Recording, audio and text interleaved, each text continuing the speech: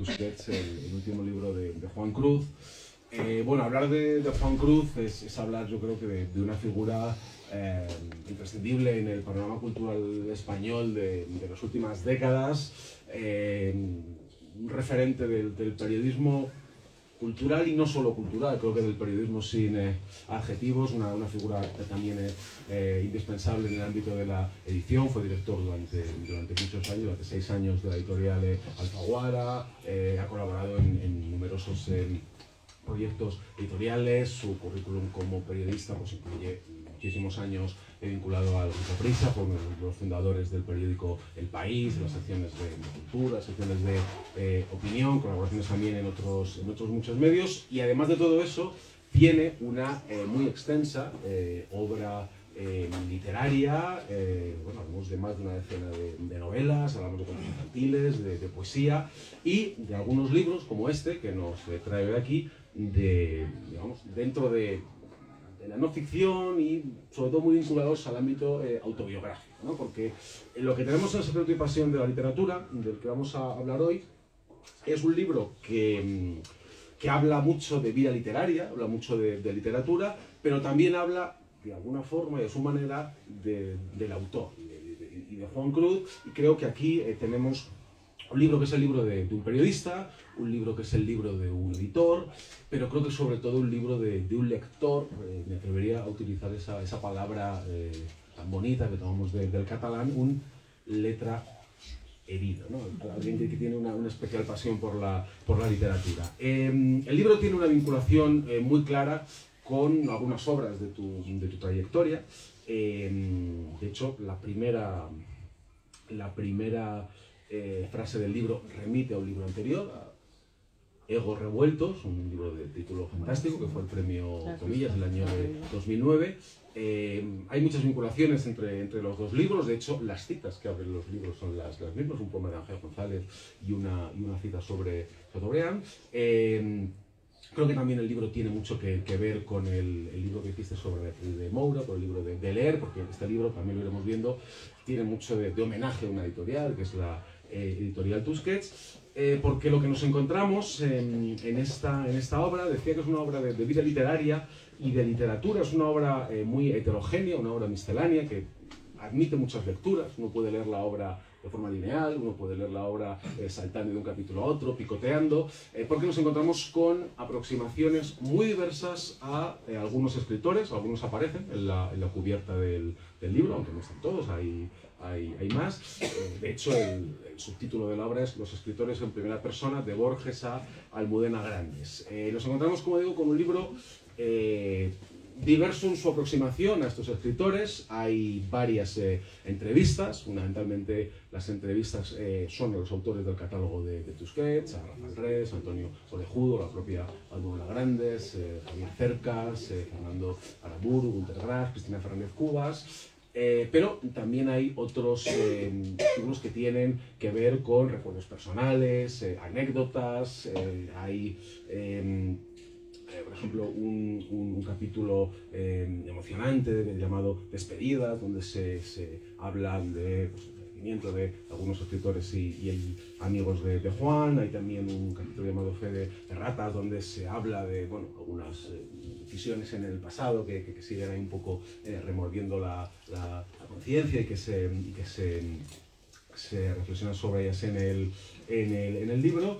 Y hay también, como decía, mucho de recuerdo personal, ¿no? Hay un capítulo donde se habla de la importancia de una peripecia sentimental, de la importancia que tuvo una novela de Juan Marsé. Se habla de un momento en el que se nos muestra ese carácter de traído que decía, cuando Juan es reñido por su madre por robar una revista para leer las crónicas de Gonzalo Suárez. Es decir, creo que el libro, con esa excusa de hablar de otros escritores, habla mucho, como decía, del propio autor. Y creo que el título refleja muy bien lo que nos encontramos en el libro, ¿no? A través de esta estructura miscelánea, de esta aproximación diversa a la vida y a la obra de diversos escritores, a través de entrevistas, semblanzas, retazos autobiográficos, etc., Nos encontramos con un acercamiento a la literatura que es la de un periodista. He rescatado aquí algunos fragmentos del libro. Dices que el periodista es el que se ocupa del presente, de lo que ocurre, pero también es el libro de un editor, el que abraza el paraíso, que es al fin y al cabo el ejercicio o el disfrute de la literatura, que es el trabajo del editor según lo define.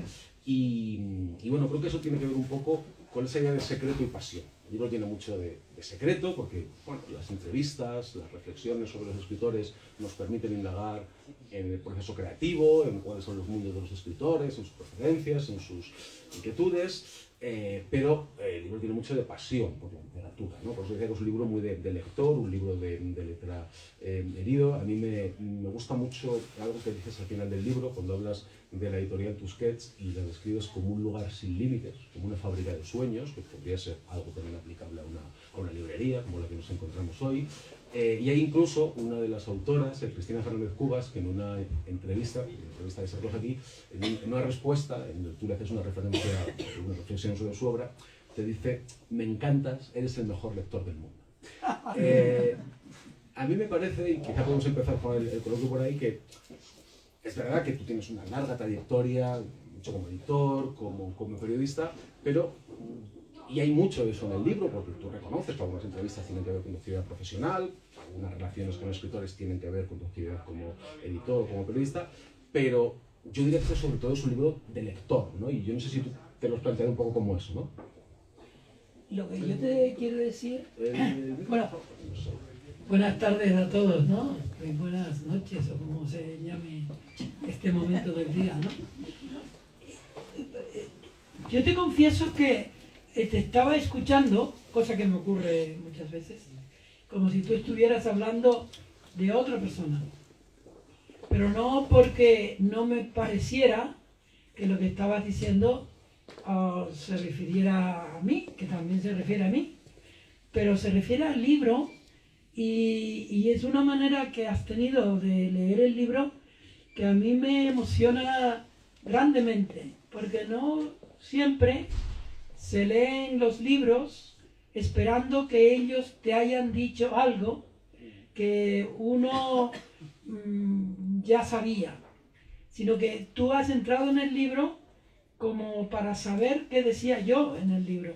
Y eso a mí me emociona, porque no es muy común hoy en día encontrar que alguien que lee, además te lea como si tú estuvieras enseñándole algo. Y eso para mí es emocionante. Yo soy una persona mayor que nunca ha dejado de ser el niño que fue. Yo la primera vez que leí un libro fue un poema de Rudyard Kipling que escribí en la pared de mi casa. Y mi madre me dijo que en la pared no se escribía.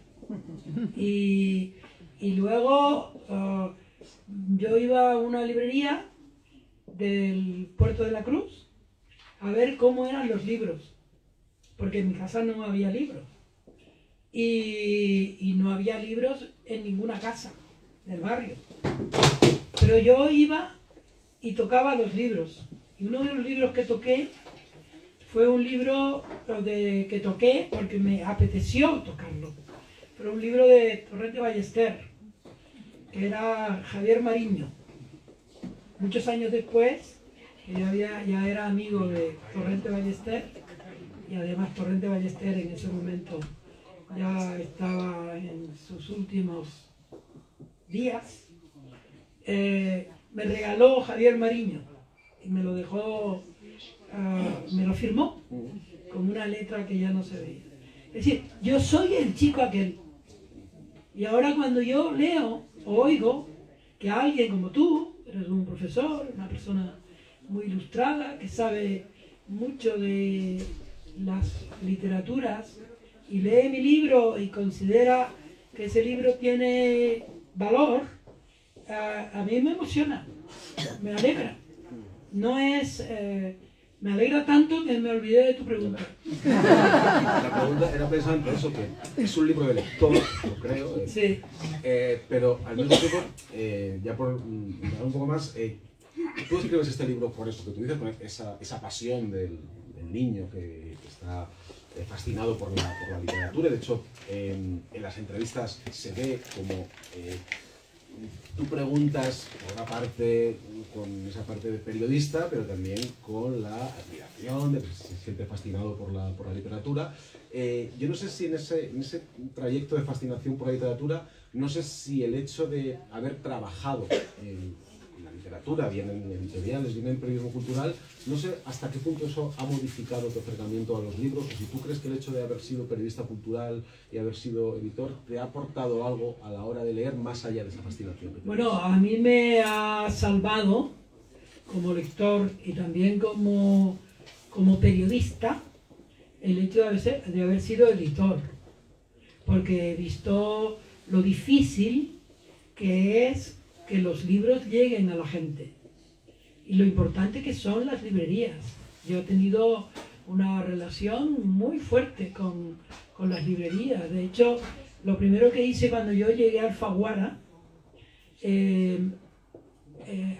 cuando se acercaba la Navidad, y hacía como unos meses que yo era editor, le escribí a todas las librerías de España que me dijeron que eran interesantes para la literatura, le escribí a todos una carta distinta sobre lo que yo quería hacer con las librerías. Y yo luego organicé en Crisol unas librerías abiertas los sábados y los domingos a los coloquios. Y después convencí a Lola Larumbe y a otros que hicieran lo propio.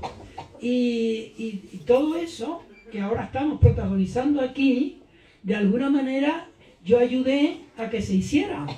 Que la gente encontrara que los libros se contaban. Y no solo se contaban cuando tú cuentas un cuento, sino que los libros tienen una densidad, un contenido que ayuda a que la vida sea mejor, o que la vida sea mejor entendible. Y yo creo que la librería en España y en el mundo se ha salvado por gente como Peter Mayer, como grandes editores norteamericanos, franceses, que creyeron que el libro era más importante y más duradero que los tópicos sobre el libro. Porque en 1994 y 96 en Frankfurt se anunció el final de los libros. Y mira ahora los libros. Los libros están ahí. Es decir, para mí, la relación con los libros me ha hecho mejor persona.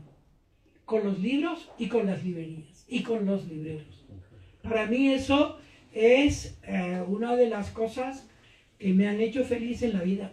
Ir, llegar a una librería y que me dijeran, te lo tienes que llevar Ha habido un montón de libreros en Madrid, en Canarias, en todas partes, que a mí me han enseñado a ser más feliz con los libros.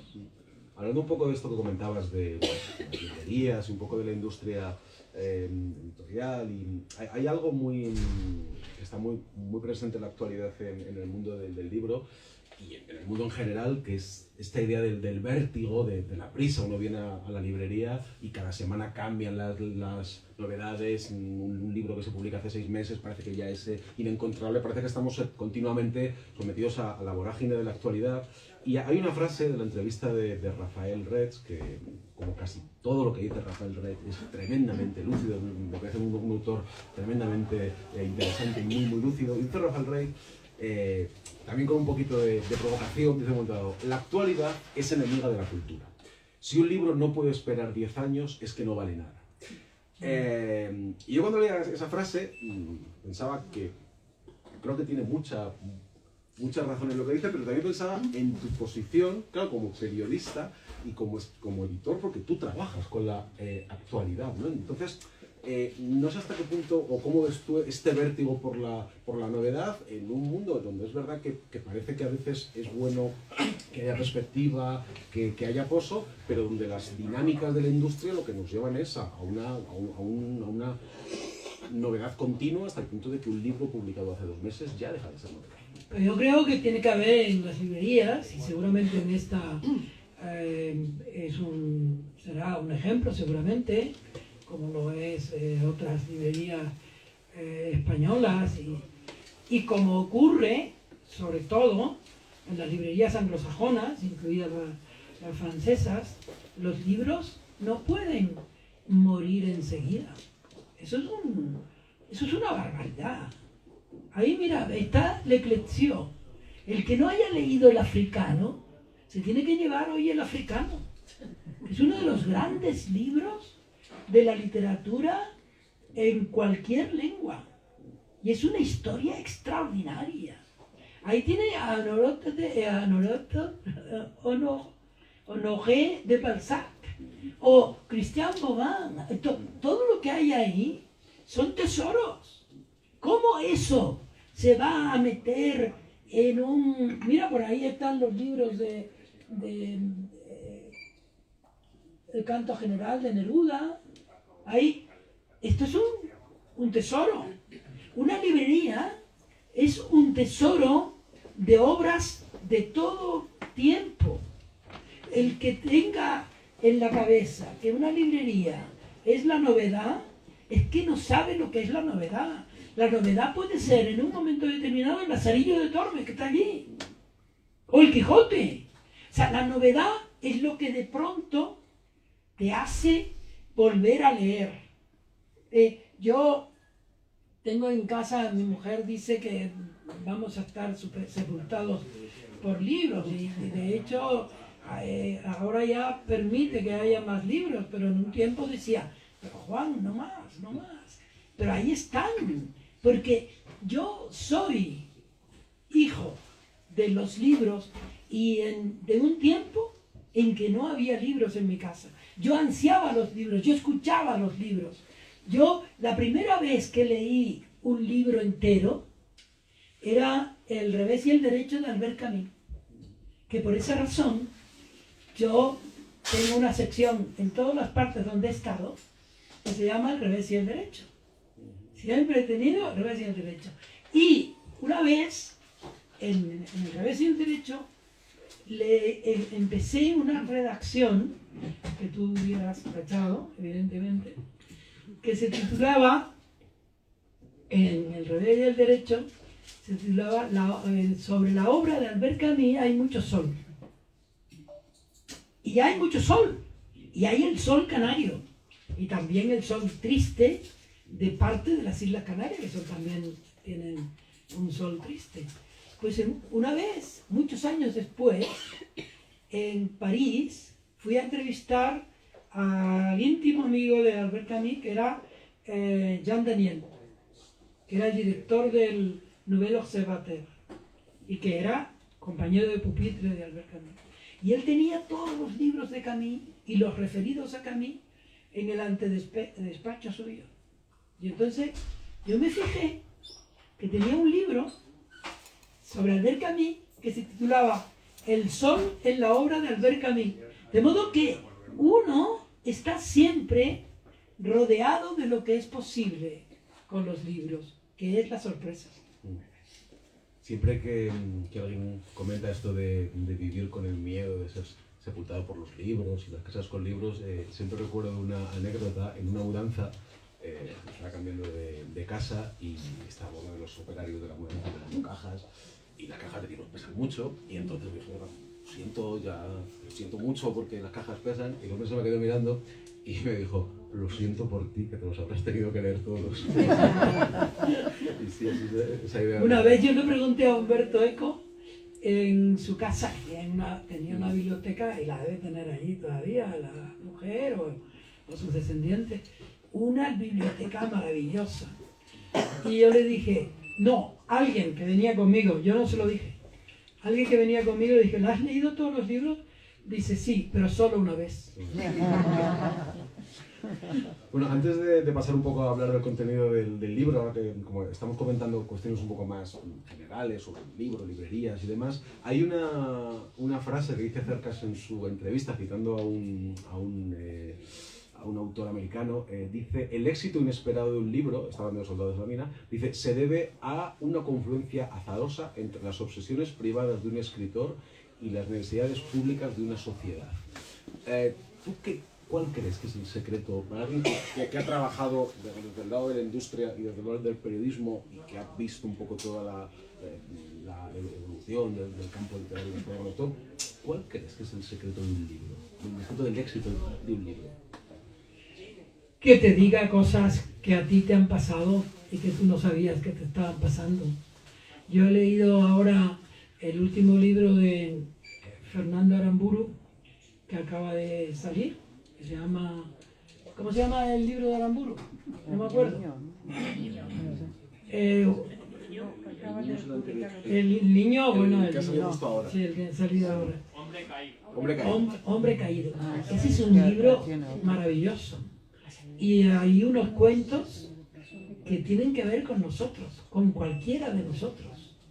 Hay un cuento en el que él trata de la figura de un hombre que en su niñez fue herido por todos sus compañeros. Se burlaban de él. Se burlaban de él como se burlaban de mí. Porque era bajito, porque era feo, nunca fui. Pero yo viví ese cuento como si fuera mi historia. Porque todos los cuentos, todos los libros, tienen parte de una historia. La parte de una historia, como el libro de Aldecoa, ¿no? Todos los libros hablan de nosotros si nosotros profundizamos en el libro. Porque todos los escritores tienen, de una manera u otra, una lágrima que se parece a las tuyas. Y ahora que digo lo de la lágrima, yo escribo de Semprún con mucha devoción personal, porque lo vi llorar. Lo vi llorar una vez. O lo vi tratando de llorar. Cuando ya estaba muy enfermo, yo, por una razón intuitiva, más que editorial, porque yo nunca fui editor de Semprún, pero sí fui una persona que lo respetó mucho, porque él nunca dejó de tener la nacionalidad de su país.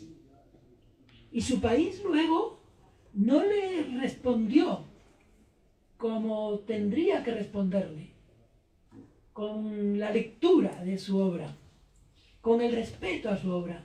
El centenario de Semprún, que fue el año pasado, fue como si fuera a regañadientes. Un país a regañadientes, abriéndole el Prado, un país a regañadientes reeditando sus libros, un país a regañadientes tratando a Semprún como si fuera un extranjero.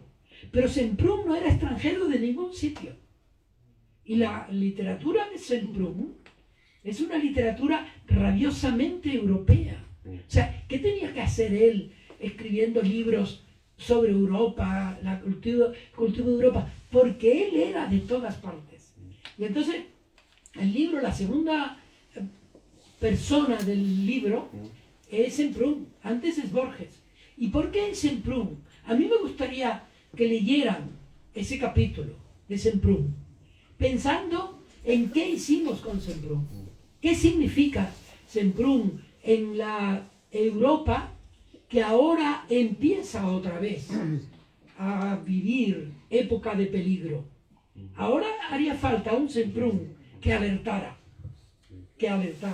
Sí, es que Semprún es una figura muy actual, como dices, y muy adelantada no solo en su pensamiento, en esa concepción que tiene de Europa, como contabas, incluso en su propia concepción literaria, de qué tanto se habla de autoficción, de la fragmentación del yo, que todo eso está ya en la obra de Semprún, que es cierto que es un autor al que le pesa un poco esa idea de ser de todos y no ser de nadie, ¿no? Al final son esos autores que quedan un poco flotando en el vacío.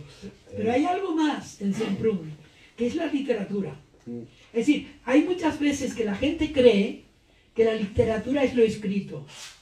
La literatura es, sobre todo, lo que tú escribes mientras lees. Porque Semprún escribe y tú estás deduciendo lo que hay por dentro de esa escritura. La escritura de Semprún es de un alto voltaje poético. Su libro más sorprendente y vivo es, ¿cómo vamos a ver el título?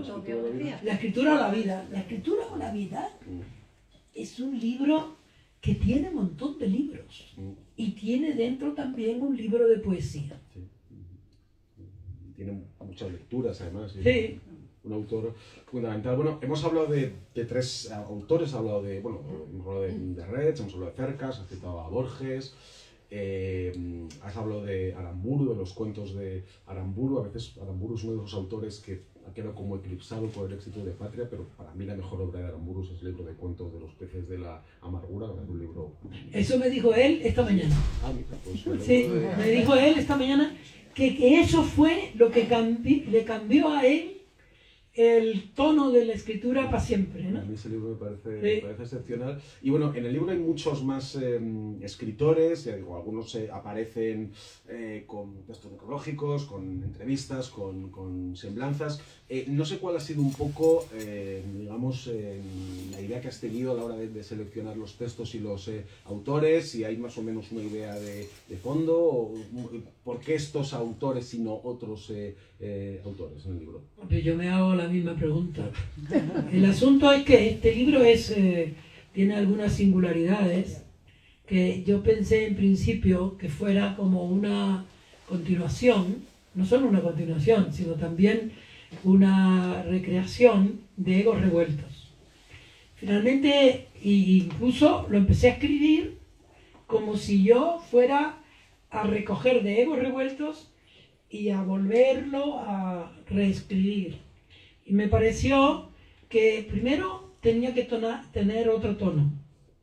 O sea, Egos Revueltos era el libro de un ex joven escritor que fue también editor y que fue también periodista y que es periodista, que contaba, por así decirlo, anecdóticamente hechos de su vida como lector y como persona que conoció muchos escritores. Y eso daba de sí la sensación de que yo seguía bromeando con los escritores, porque hay mucha broma en Egos Revueltos. Y yo pensé, en un momento determinado, que yo no tenía derecho a hacer eso, que yo tenía que tomarme muy en serio a aquellas personas con las que yo había trabajado y a las que les había visto sufrir la literatura, vivir la literatura. Y entonces yo conocí a mucha gente. Yo conocí y he conocido a más gente de la que cabe en un libro y en muchos libros. Pero yo quise que esas personas, por lo menos las que cupieran en un libro de estas dimensiones, estuvieran agasajados por un lector que era yo. Y este es un libro, el libro de un lector. Un libro de un lector que quiere que los demás disfruten de la posibilidad de volver a leer a esos escritores que de pronto aquí son seres humanos y no son solo los autores que están en la faja de un libro, sino que yo quería que la gente viera conmigo a Borges en la habitación del Hotel Palace y mirando a lo alto de la de donde el Hotel Palace le hacía a él mirar el color amarillo, ¿no? Que la gente viera a Semprún subiendo de su habitación y explicándome que ya no podía más, ya no puedo más. Y 2 días antes me estaba hablando de los libros que le habían hecho a él, que ese es el libro en el que el Landero explica cómo fue escribiendo, cómo Nuccio Ordine fue viviendo, como si fuera un niño, todos los éxitos que tuvo en la vida, como si él nunca se fuera a morir. Y no cuento lo último que me escribió porque no me he atrevido a leerlo, a escucharlo otra vez, porque me mandó algunos mensajes cuando él, supongo, estaba pensando que se iba a curar. Javier Marías es un personaje que tú no puedes contar con los tópicos sobre Javier Marías. Y hay muchas cosas en el libro que tienen que ver con este respeto por la literatura, que es el secreto del libro, ¿no? El respeto por la literatura, que es yendo a Atenas, yo recogí en Madrid el libro que Mario Vargas Llosa le dedicó a Gabo, que era recientemente reeditado, porque dejó de estar en las librerías, que era el homenaje que él le hizo a Gabo, que es quizá el mejor libro que se ha escrito sobre Gabriel García Márquez, escrito por Mario Vargas Llosa, con un respeto enorme y una calidad de lectura impresionante. Ese libro, que ahora supongo que estará por aquí, que es accesible a todo el mundo, desmentiría no, le quitaría valor a ese lugar común que asocia a Vargas Llosa con un accidente que hubo en su vida en el año 76, cuando ni había salido del país. Y entonces él había escrito Historia de un deicidio. Él había escrito y convencido a la gente de que leyeran los libros de Gabo. Incluso después del enfado, él siguió hablando de los libros de Gabo. Y Gabo mismo me llamó a mí para que yo le dijera a Vargas Llosa que estaba emocionado con la fiesta del chivo. Entonces, claro, ¿va a pasar la historia ese dúo como un dúo que no tenía otra cosa que contarle a la historia, que ellos se habían pegado o uno le pegó al otro? Esa iba a ser la historia. Entonces yo iba en el avión y empecé a leer el libro de Mario, y empecé a leer. Y cuando llegué a Atenas, escribí esos 2 o 3 capítulos que están compilados junto con unos textos de Héctor Abad Faciolince y de otro colega que Héctor trató de que se juntaran, Mario, y me pidieron a mí y a Daniel Samper que nosotros pusiéramos a Mario en contacto con Gabo, pero Gabo ya no conocía.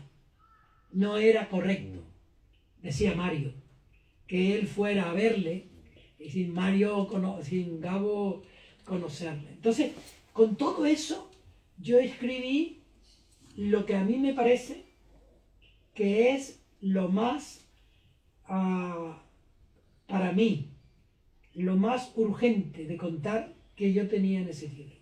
Que no pasara a la historia esa doble figura únicamente porque se habían pegado. tú hablabas de respeto y es verdad que en el libro es evidente que hay respeto por los escritores y por la, digamos, por la actividad del escritor y por todo lo que supone la literatura, pero además de respeto, yo creo que algo que se observa en el libro, y más allá de esa pasión que hemos comentado, también es una implicación personal grande, ¿no? Porque al final estás hablando, lo has comentado en tus intervenciones, bueno, de escritores que en algunos casos llegan a ser tus amigos, de gente con la que tienes una relación personal. Por ejemplo, la entrevista que hay a Almudena Grandes tiene una introducción muy emocionante. Tú dices, de hecho, lo tengo por aquí, toda la entrevista es para mí la más emocionante que he hecho, la más auténtica, y de ella no he quitado ni las dudas. Cuando hablas de las llamadas y es que te enteras de la muerte de Caballero Bonal o de Rafael Azcona, eso también está muy presente en el libro. Quizá no estaba tan presente en Ego Revueltos esa implicación. No sé, yo aquí sí que veo como en las entrevistas hay mucho de ti y de tu relación. Es decir, no es un libro solo, es un libro de libros y de mucha vida literaria, pero también es un libro que marca tu relación con los autores y con la literatura. Este es un libro de un ser humano y el otro es de un periodista, que no es lo mismo. El periodista, sobre todo en estos últimos tiempos, tiende a pensar que lo que dice ya va a misa. Y lo que dice un periodista ya no va a misa. Porque el periodista ahora se ha acostumbrado a opinar. El periodista, que tendría que ser uno que busca opinión de gente que sabe para poder contar qué pasa, un periodista tiene que preguntar. Un periodista no tiene una ciencia infusa. Eso es mentira. O sea, la gente que ve la televisión y nos ve a nosotros decir cosas y cosas, es que lo estamos improvisando. No es verdad que sepamos. Sabe gente, yo qué sé, de la ciencia, de la literatura, de la cultura, de la religión, de cualquier cosa. Hay un montón de gente que sabe más que nosotros. Nosotros somos unos impostores ahora, sentados en unas butacas diciendo qué pensamos de las cosas. Que es que nosotros no sabemos. Las cosas piensan más que nosotros. Porque, ¿qué tal si nosotros le vamos a preguntar a los especialistas? Por ejemplo, nosotros somos capaces de hablar de la dentadura postiza, en lugar de preguntárselo a un dentista, ¿no? Nosotros estamos siendo en este tiempo gente que le dice a la gente lo que le pasa a la gente sin haber preguntado qué es lo que de verdad ocurre con la gente, ¿no? Nosotros al minuto siguiente de lo que acaba de decir Trump, ya tenemos una opinión. Y está bien que tengamos una opinión, pero que la demos de inmediato, ¿no? Los seres humanos somos seres con opinión, evidentemente, ¿no? No somos burros, tenemos opiniones, pero los periodistas tenemos que comprobar que nuestra opinión... No sé por qué te estoy diciendo esto. Estamos hablando de que lo anterior en Egos Revueltos, entonces que era el libro de un periodista, y en cambio Secreto y Pasión es el libro de un ser humano. Es de un ser humano que está tratando... Mira, yo para hacer el trabajo que hice sobre Caballero Bonal, le hice una entrevista a la mujer de Caballero Bonal. Y fue... O sea, yo he hecho un montón de entrevistas y mucha gente, que además tiene derecho, me ha pedido, oye, pásame la entrevista, a ver si... Y yo lo paso, porque tienen derecho. No tienen derecho a cambiar tus preguntas, pero tienen derecho a... Pero fui a entrevistarla. Y fue la primera vez en mi vida que una vez que le hice la entrevista y se la mandé para que ella la leyera, me dijo, Juan, está todo bien. O sea, es imposible que alguien te diga, está todo bien, de una entrevista que has hecho. Siempre hay algún... De hecho, esta mañana, Bárbara Blasco, que está ahí entrevistada, y que es una escritora formidable y una persona formidable, yo le dije, tonto de mí, porque nunca debe decirlo, dice, bueno, ¿y estaba bien la entrevista? Dice, sí, solo había un error. Le dije, ya la jodimos. Ya la jodimos. Y con esa implicación y con esa relación que tenías con algunos autores, ¿te ha resultado duro en algunos casos hablar de amigos que ya no están, recordar y demás? Porque hay pasajes del libro que, bueno, son muy emocionantes, que se nota un poco esa sensibilidad a flor de piel. No sé cómo fue para ti. Nucho Ordine.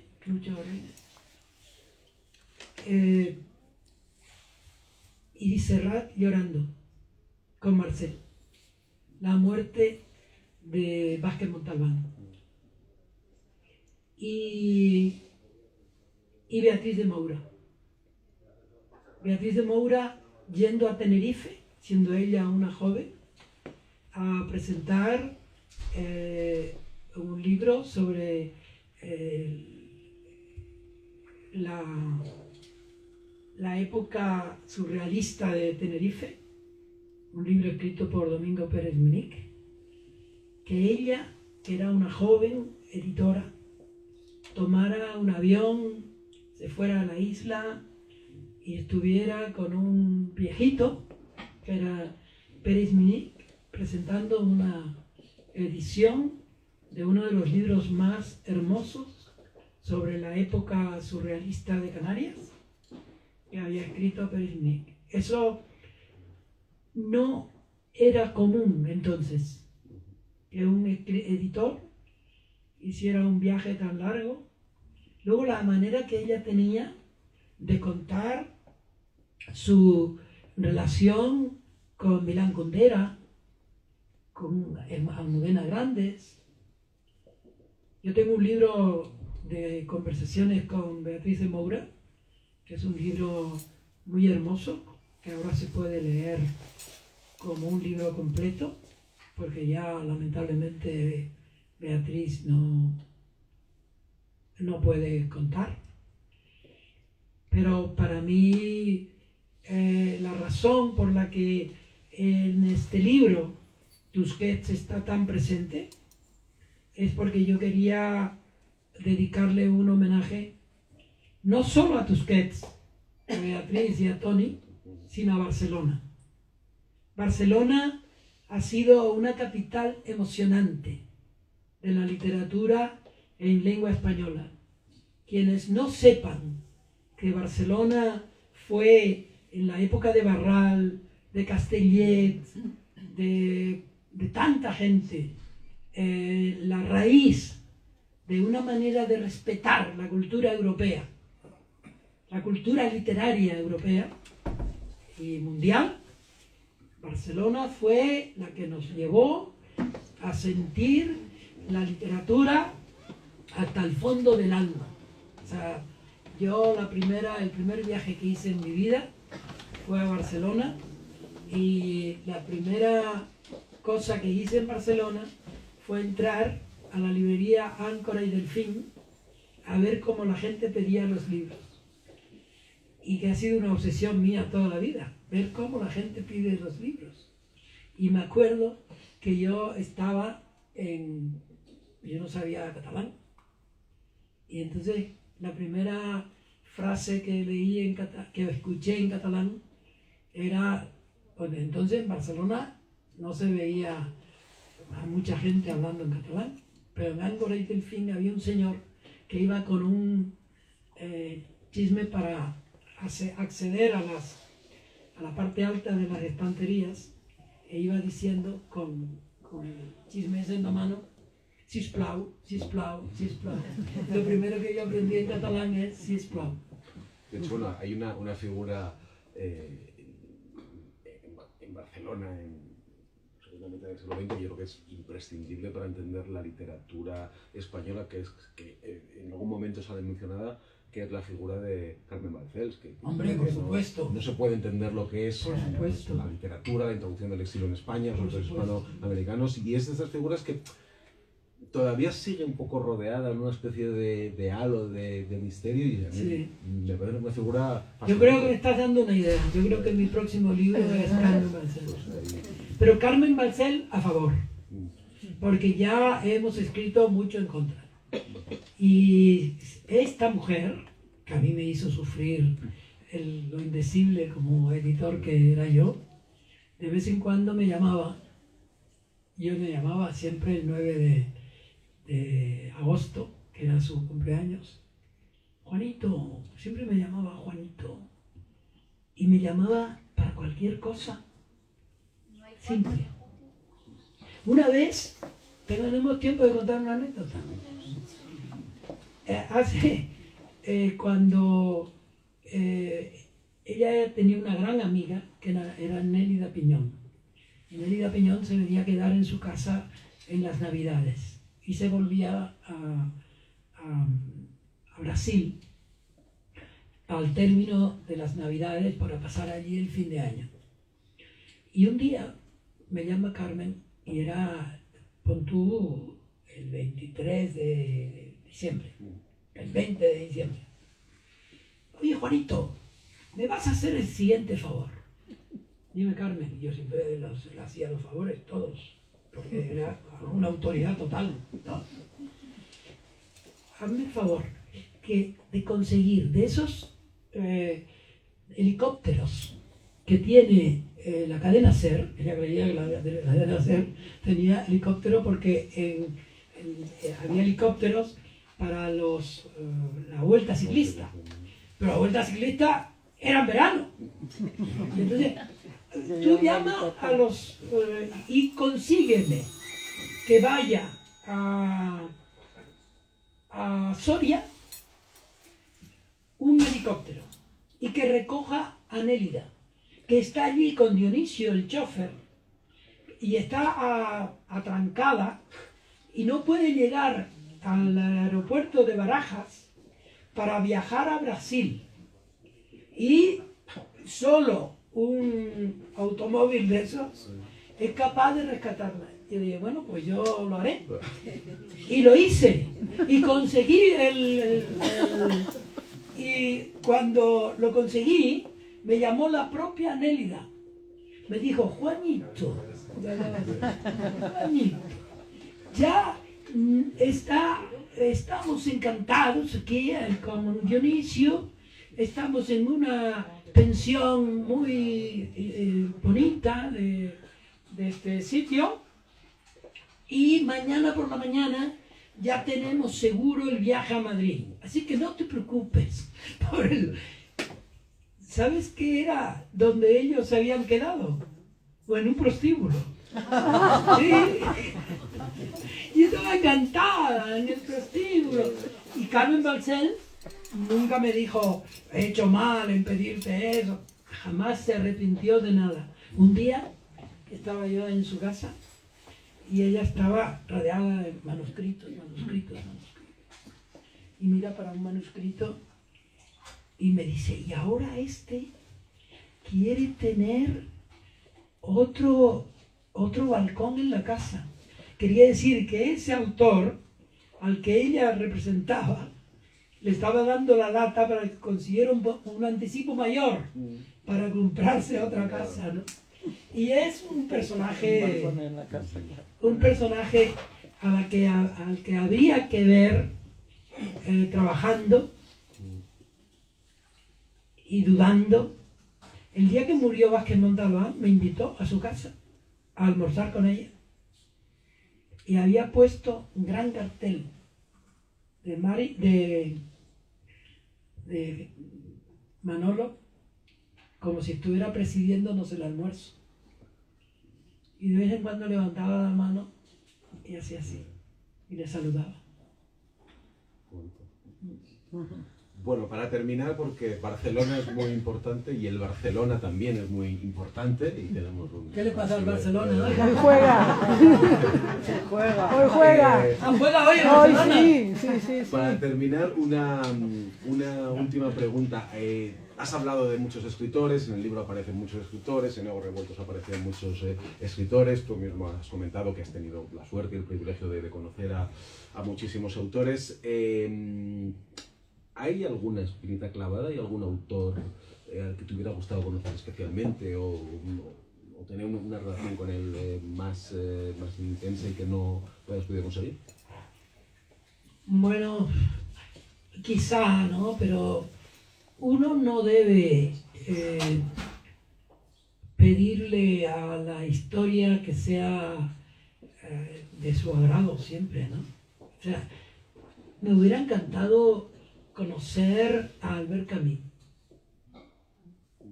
haberle interrumpido en su viaje, decirle que se bajara del coche, que se tomara un vaso de vino en no sé dónde y que no se muriera. Eso es legítimo. Porque luego yo he leído, yo he escrito mucho sobre él, pero yo creo que él ha escrito sobre todos nosotros antes de que nosotros hubiéramos nacido. Dejó escritas un montón de cosas que luego nosotros hemos vivido. Leer El revés y el derecho, para mí, fue una instrucción para vivir luego. Pues con estas palabras sobre uno de esos autores siempre a reivindicar, que es Albert Camus, podemos ir dando por cerrada la charla. Simplemente estamos en una librería y en las librerías, aparte de los libros de Levi Strauss, también se venden los libros de Juan Cruz. Terminar bueno, recomendando Secreto y Pasión, porque como comentaba antes Juan, cuando él decía que Semprún escribió libros de libros, yo creo que este libro es un libro de libros, es un libro que te lleva a mirar a los autores desde otra perspectiva, te lleva a tener ganas de leer libros o de releer libros que en su momento se leyeron para verlos de otra forma diferente, y creo que esas palabras que Juan le dedica a la editorial Tusquets al final del libro sirven para hablar del libro. Creo que el libro tiene mucho de festín de la literatura, así que bueno, pues con esa recomendación terminamos la charla. Muchas gracias a Juan. Te agradezco muchísimo, de veras, y a ustedes.